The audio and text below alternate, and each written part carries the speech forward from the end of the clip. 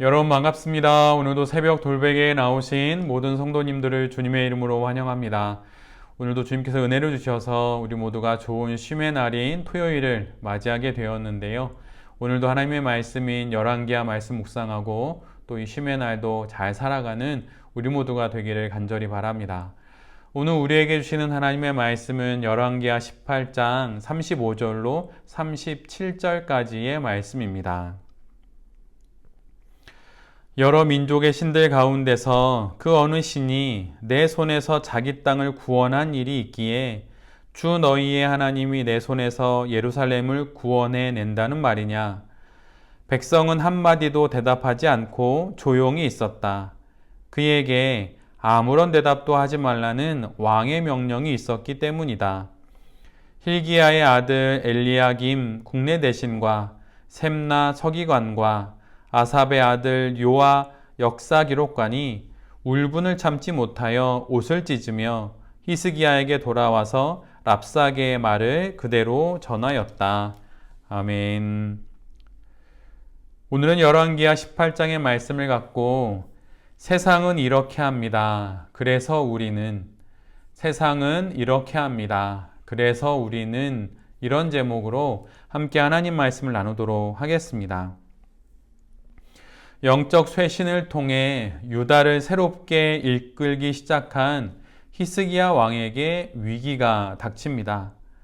히스기야 제14년 북이스라엘이 멸망한 지 8년이 되는 해에 아시리아의 사네립 왕이 유다를 침공한 것입니다. 사네립은 베니게와 블레셋 그리고 유다를 공격합니다. 특별히 사네립이 이 지역들을 대대적으로 공격하는 것에는 이유가 있습니다. 그것은 이 지역들이 이집트를 정복하기 전에 반드시 확보해야 할 지역들이기 때문이지요. 이에 사네립은 유다를 침략했고 유다의 46성읍을 약탈하고 20만 명에 이르는 유다의 사람들을 사로잡아 갑니다. 그리고 사네립은 예루살렘에서 남서쪽으로 48km 정도 떨어져 있는 라기스를 기지로 삼고 군대를 보내서 예루살렘을 포위합니다. 그리고 항복하도록 압박하기 시작하지요. 이 일을 맡은 아시리아의 신하들은 다르단, 랍사리스, 그리고 랍사게입니다. 이는 사람들의 이름이 아니라 각각 군대 장관이나 왕실 최고 책임자 또는 지방 총독들을 가리키는 그 직위에 해당이 됩니다. 아시리아의 파견단은 예루살렘에 도착하여서 히스기야 왕을 대신하는 신하들을 만나 자신들의 요구사항을 전달합니다. 이는 겉으로는 회담의 형식을 띠고 있지만 사실은 항복 문서에 사인을 하라는 것이죠. 더군다나 회담이 열리고 있는 장소는 모든 백성들이 그 내용을 들을 수 있는 큰 길가였습니다. 열왕기하 18장과 또 19장으로 이어지는 유다와 히스기야 왕을 향한 아시리아 사네립의 항복 명령은 말로는 2번에 걸쳐서 또 편지로 1번 그렇게 그 내용이 전달됩니다. 그리고 그 자세한 내용들이 바로 오늘과 내일의 본문인 것이죠. 그런데 아시리아의 사네립이 말하는 그 항복 명령의 내용들을 자세히 읽어 나가다 보면 크게 2가지로 구분할 수 있습니다. 첫 번째 내용의 주제는 의뢰라고 할 수 있어요. 그러니까 무엇을 의지하는 것이죠. 그 내용을 읽어보면 그 본문 안에 누구누구를 의뢰하다, 누구누구를 의지하다 라는 뜻의 단어가 총 7번 등장합니다. 그는 먼저 신앙적으로 하나님을 의지하지 말라고 말합니다.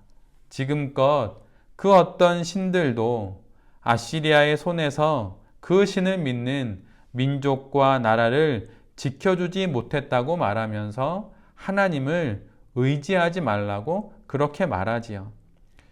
뒤이어 그는 군사적으로 히스기야 왕의 전략과 유다의 군사력을 의지하지 말라고 말합니다. 지금 당장 자신들이 말 2,000마리를 줘도 그 말에 탈 병사가 없는 것이 너희들의 현실이라고 그렇게 말하는 것입니다. 그리고 외교적으로는 부러진 갈대 지팡이와 같은 이집트를 의지하지 말라고 말합니다. 그러면서 한마디를 덧붙이게 되는데 지금 자신들이 예루살렘을 포위하고 있는 것도 실은 하나님의 명령을 받아 행하는 것이라고 그렇게까지 이야기를 합니다. 그리고 랍사게를 통해 전하는 사네립의 두 번째 항복의 명령의 주제는 구원입니다. 이 단락에서는 구원, 건지다 라고 하는 뜻의 동사가 히브리어 원문에는 9번이 나오고 한글 번역에는 7번 정도가 나옵니다.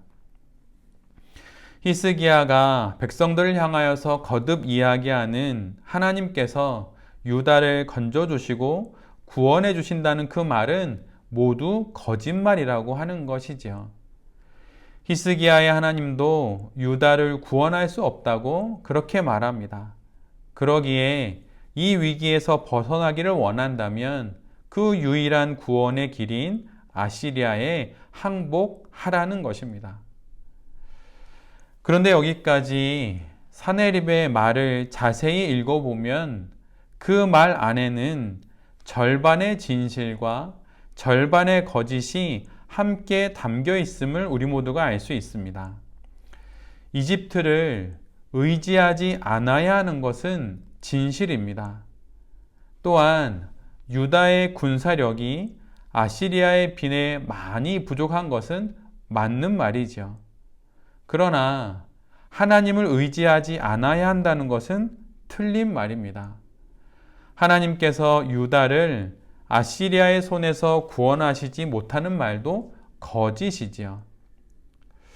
이처럼 우리가 맞이하는 위기와 세상의 위협, 또 세상으로 대표되는 사탄의 전략은 늘 절반의 진실과 절반의 거짓을 섞어 놓는 것으로 우리에게 다가옵니다.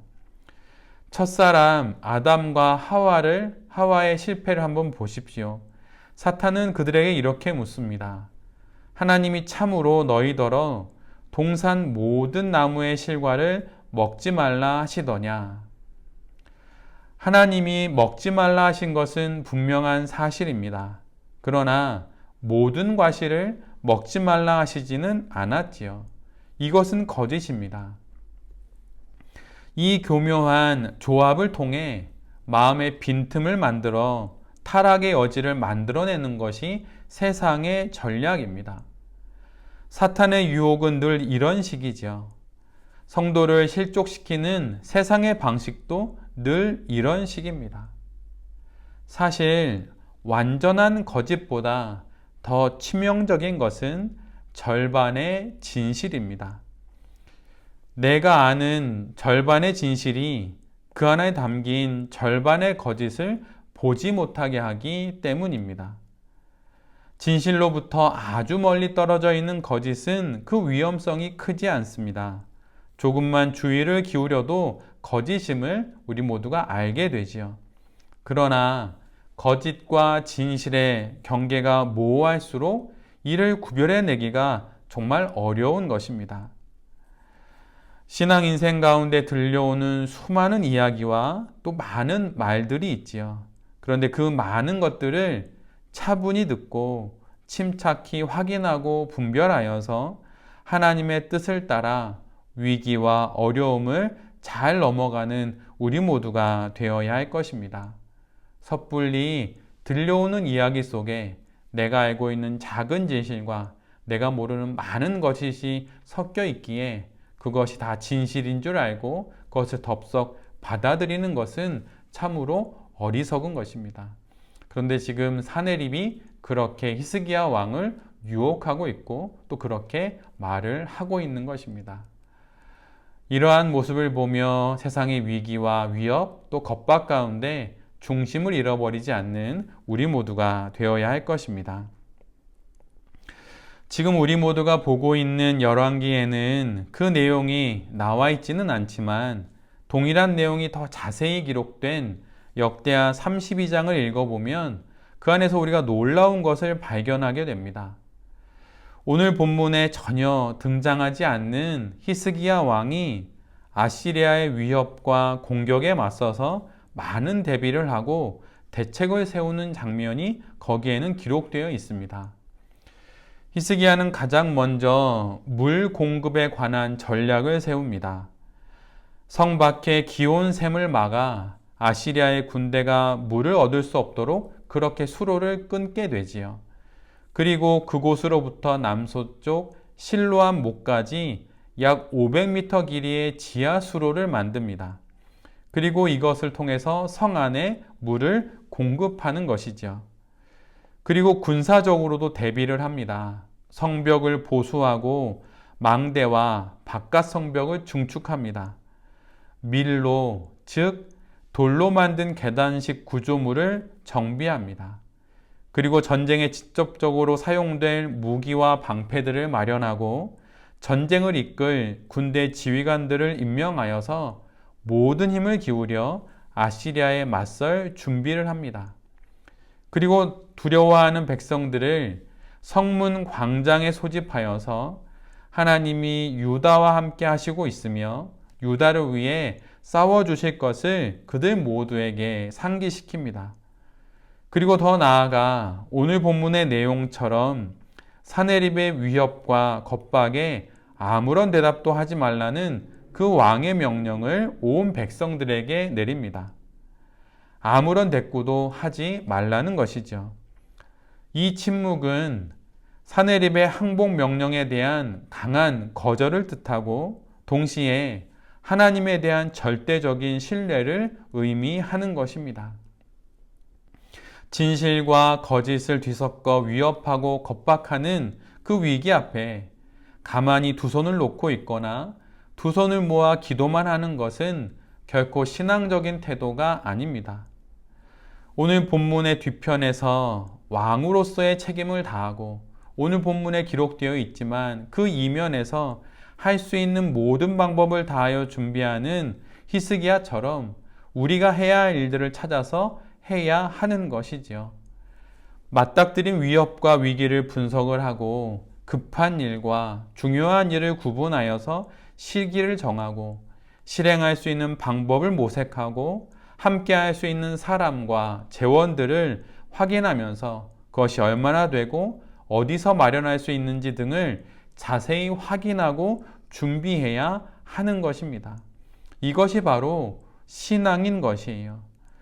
그리고 위기 앞에서 내가 위험하다고, 내가 위기에 처했다고 큰 소리로 사람들에게 떠들 것이 아니라 입을 닫고 하나님께 입을 열어야 하는 것입니다. 위기 가운데 있는 우리에게 필요한 대화는 하나님과의 대화입니다.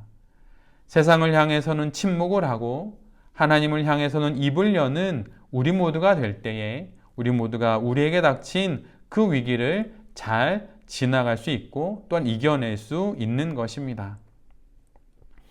위기와 어려움 속에서 난무하는 거짓과 진실을 구분할 수 있는 명철함을 갖는 우리 모두가 되기를 기도합니다.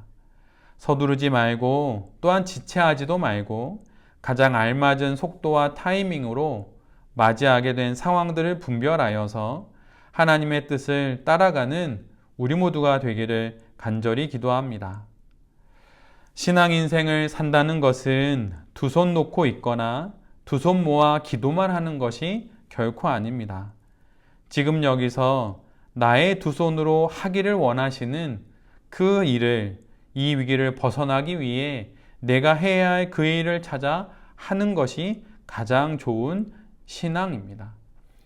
이런 신앙으로 우리에게 다가온 많은 위기와 많은 어려움들을 극복하고 우리의 신앙 인생을 잘 살아가는 새벽 돌베개의 모든 성도님들과 또 이 말씀을 전하는 제 자신이 될 수 있기를 간절히 기도드립니다. 아멘. 기도하겠습니다. 주님, 사탄의 교묘한 전략을 잘 알고 이에 넘어가지 않기를 기도합니다. 절반의 진실과 절반의 거짓을 섞어 영혼의 빈틈을 만들어내어 우리를 무너뜨리려는 그 전략을 잘 알아 차분히 침착히 분석하고 분류하고 또한 분별하여서 하나님의 뜻을 따라 위기를 극복하는 우리 모두가 되게 하여 주시옵소서. 두 손 놓고 있는 삶도 두 손만 모아 기도만 드리는 삶도 아닌 해야 할 모든 일들을 찾아 기도하며 해나가는 우리 모두가 되게 하여 주시옵소서. 이 모든 말씀 예수 그리스도의 이름으로 기도드립니다. 아멘.